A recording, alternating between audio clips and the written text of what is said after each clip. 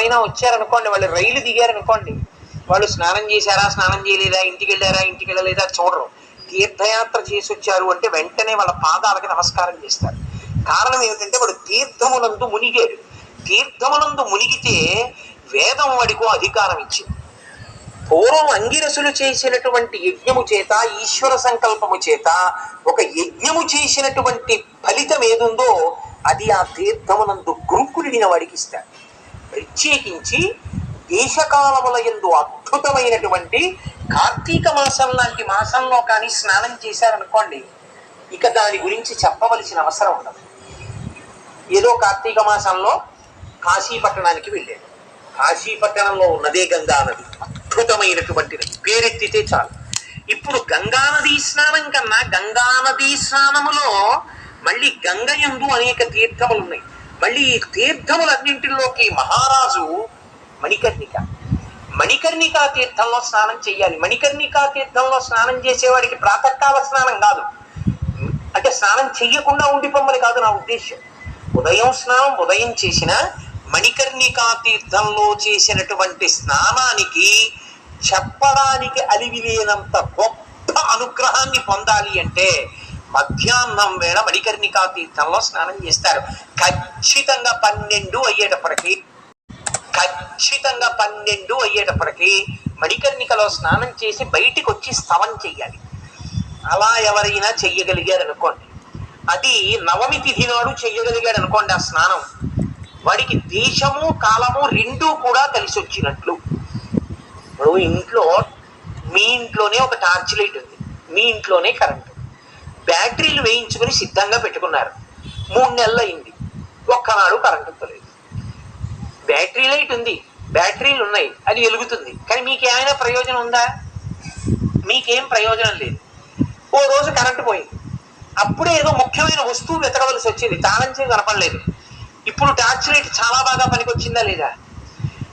Torch లైట్కి ప్రయోజనం దేని వల్ల వచ్చిందంటే చీకటిగా ఉండడం వల్ల వచ్చింది. కాలమునందు దాని ఉపయోగం పెరిగింది. ఆ సందర్భంలో దేశకాలములు కలిసి వచ్చినప్పుడు ఆ తీర్థ మహాత్యము ద్విగుణీకృతం అవుతుంది. కాదు అనడానికి మన శక్తి చాలదు, ఋషి ప్రోక్తములవి, అది నమ్మడమే శ్రద్ధ. కాబట్టి కార్తీక మాసంలో కాశీయాత్ర చేశావు, కాశీయాత్ర చేసినప్పుడు నవమి తిథి నాడు కాశీలో ఉన్నావు.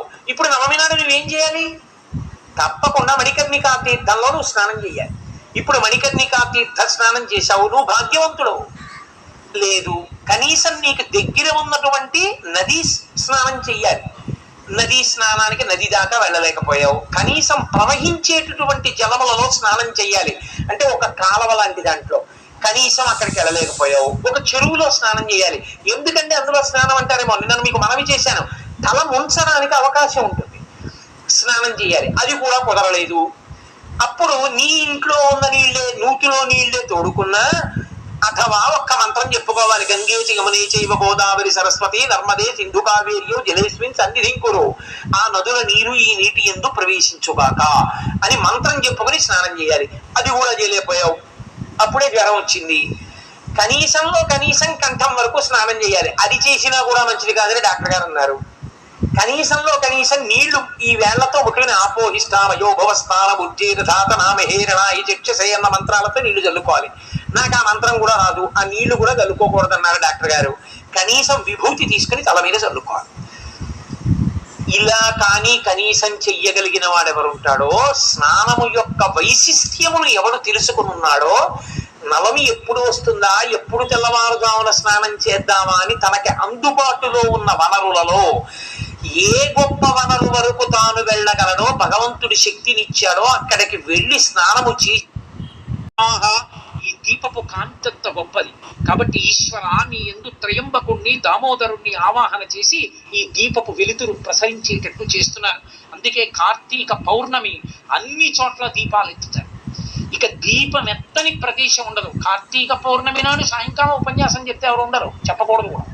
ఎందుకంటే కార్తీక పౌర్ణమి అంటే ప్రతి వాళ్ళు ఇళ్లలో చేసుకోవాలి, ప్రతి వాళ్ళు కార్తీక పౌర్ణమి నాడు పెట్టుకుంటారు. అందుకే ఆ రోజు వెలిగించే దీపాలు గుత్తి దీపాలు కూడా పెడతారు.